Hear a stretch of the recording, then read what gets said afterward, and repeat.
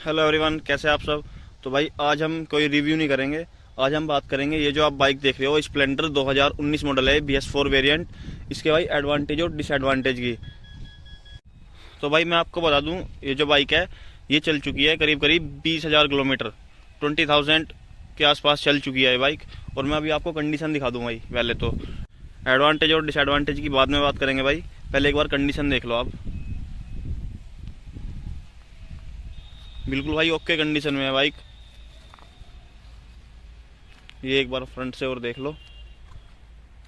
तो भाई इसका मैंने रिव्यू भी कर रखा है, आप जाके रिव्यू देख सकते हो। आज की जो वीडियो है भाई ये रिव्यू के ऊपर नहीं होगी, ये होगी भाई 100 सीसी के सेगमेंट में सबसे ज़्यादा बिकने वाली बाइक है ये स्प्लेंडर। तो भाई इसके आज नेगेटिव पॉइंट्स और पॉजिटिव पॉइंट्स की बात की जाएगी। इस बाइक में क्या अच्छा मिलता है और भाई लोग इतना क्यों खरीदते हैं इसको, क्या ये वैल्यू फॉर मनी है या नहीं।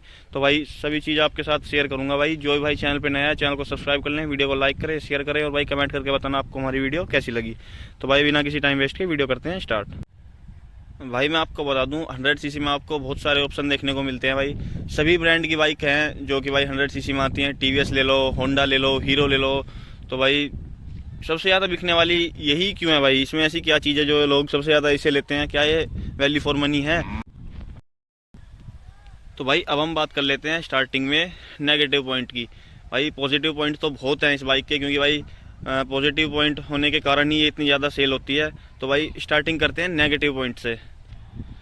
तो भाई जो फर्स्ट में इसका जो नेगेटिव पॉइंट है सबसे ज़्यादा भाई वो है इस बाइक की बिल्ड क्वालिटी। भाई बिल्कुल बेकार बिल्ड क्वालिटी देखने को मिलती है आपको। भाई अगर जो आप केयर ना करोगे ना तो 1 साल में आपकी बाइक ऐसी हो जाएगी भाई, या कितनी पुरानी है बच जाएगी बिल्कुल, अगर जो आप केयर नहीं करोगे। क्योंकि भाई मैं आपको बता दूं ये बाइक मैं पर्सनल खुद चलाता हूं, मेरी पर्सनल बाइक है और मैं भाई केयर भी खूब करता हूं। आपको कंडीशन दिख भी रही होगी भाई, 3 साल हो गए हैं बाइक को, कंडीशन आपके सामने है। उसके हिसाब से मैं आपको बताऊं भाई, मैं खुद पर्सनल अच्छे से चलाता हूं बाइक को। तो भाई बिल्ड क्वालिटी मैं आपको बताऊं, अगर जो सर्विस पे टाइम टू टाइम सर्विस भी ना कराए ना, थोड़ा लेट भी हो जाए तो भाई बाइक बहुत बजने लगती है। ये मैं आपको दिखा दूं एक बार। यहाँ पे बैक में इसमें टेपिंग हो रखी है, देखो ये यहाँ से जोड़ हट जाते हैं भाई। बार बार सर्विस पे इसे खुलवा के सीट को वो टाइट करवाने पड़ते हैं, तब जाके सही होता है, वरना भाई बहुत बुरी लगती है दिखने में। और एक भाई सर्विस के बाद थोड़ा बहुत जैसे बाइक चलती है, सर्विस के बाद 1500 किलोमीटर चलने के बाद ये इंडिकेटर में भाई कहीं से ना कहीं से आवाज़ आने लगती है, क्योंकि भाई बहुत बुरी आवाज़ आती है। और भाई दूसरे नेगेटिव पॉइंट की बात की जाए तो भाई उस टाइम पे 2019 में ये जो स्प्लेंडर थी इसमें ज़्यादातर TVS के टायर आते थे। तो भाई मैं आपको प्रूफ दिखा देता हूँ लाइव, अभी आप देख लो। 19,000 किलोमीटर चली है बाइक, 19-20 के आसपास। थोड़ा भाई मीटर वगैरह बनता तो 19 और 20 के बीच में आप लगा सकते हो, जो कि 20,000 किलोमीटर चल चुकी है करीब करीब ये बाइक। और भाई टायर की कंडीशन देखो आप, ये देख लो भाई। ये TVS का टायर है जो कि भाई ट्यूबलेस टायर है और 80/18 की है इसकी प्रोफाइल।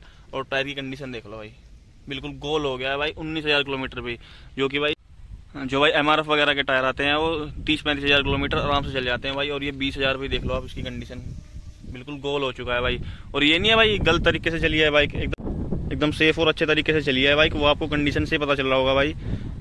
ये चीज़ भाई बिल्कुल बेकार लगी उस टाइम पे। ये जो TVS के टायर आते थे इसकी क्वालिटी बिल्कुल बेकार थी भाई।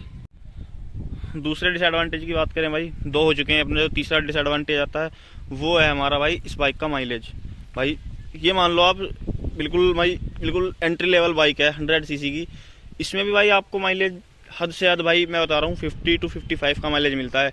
अगर जो आप अदर ब्रांड लेते हो ना, TVS की स्टार सिटी वगैरह है, बजाज की प्लेटिना, वो बाइक 70 का माइलेज देती है भाई। और ये 50 to 55 के बीच में इसका माइलेज रहता है भाई। एक ये डिसएडवांटेज है इसका।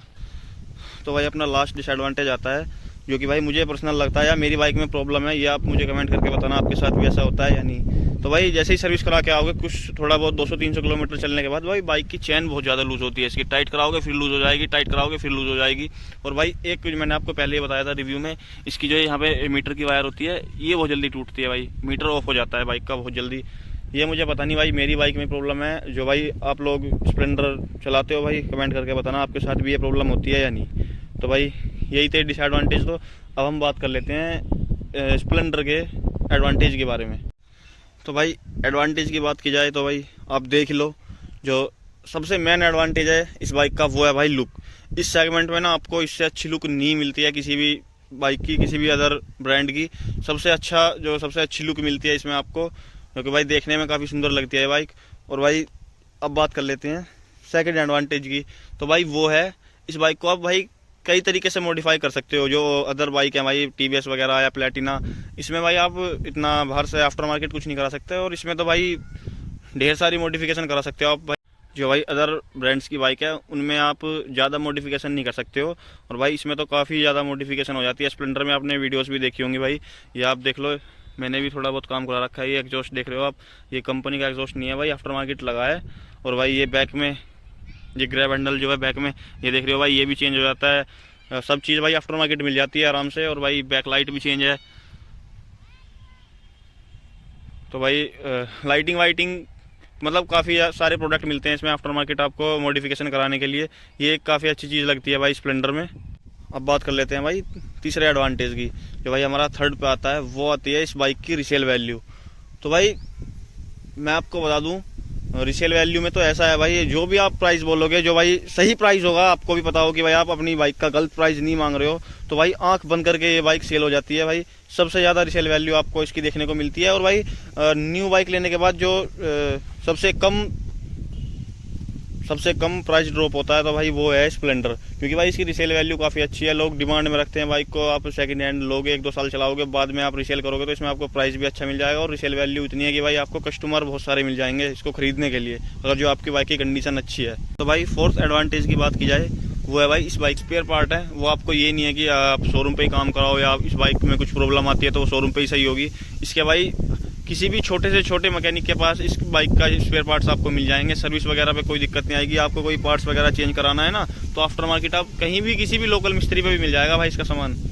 तो भाई स्पेयर पार्ट्स के मामले में काफ़ी अच्छी है बाइक, आपको ऐसे परेशान नहीं करेगी कि भाई आपकी बाइक में कभी कुछ दिक्कत आ गई है या आपको कोई पार्ट चेंज कराना है, टूट गया है, तो आपको शोरूम में ही जाना पड़ेगा। तो भाई आफ्टर मार्केट भी आप आराम से स्पेयर पार्ट चेंज करा सकते हो, कोई दिक्कत नहीं आती है।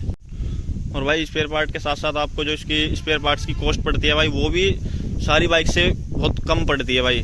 सबसे कम आपको सबसे लो प्राइस पे इसके पार्ट्स मिल जाते हैं आपको मार्केट में। अब बात करते हैं भाई इसके लास्ट एडवांटेज की।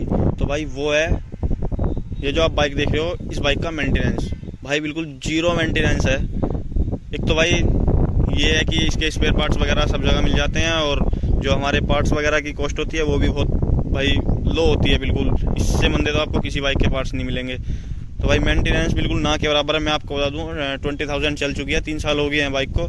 अभी तक भाई नॉर्मल बस सर्विस हो रही है और कुछ नहीं है भाई। सर्विस पे फिल्टर वगैरह चेंज होते हैं, वो तो कराने ही पड़ते हैं भाई। और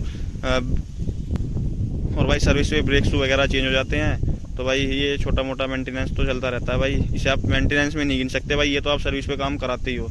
तो भाई फोर्थ अपना एडवांटेज ये है कि इसका जो मेंटेनेंस है बिल्कुल लो मेंटेनेंस है। तो बाइक का भाई बिल्कुल जीरो मेंटेनेंस है। अगर जो आप अच्छे से केयर करके चला रहे हो ना बाइक को, तो भाई कोई भी दिक्कत नहीं आती है बाइक में। तो भाई यही थी आज की छोटी सी वीडियो। तो भाई वीडियो देखने के लिए आपका धन्यवाद।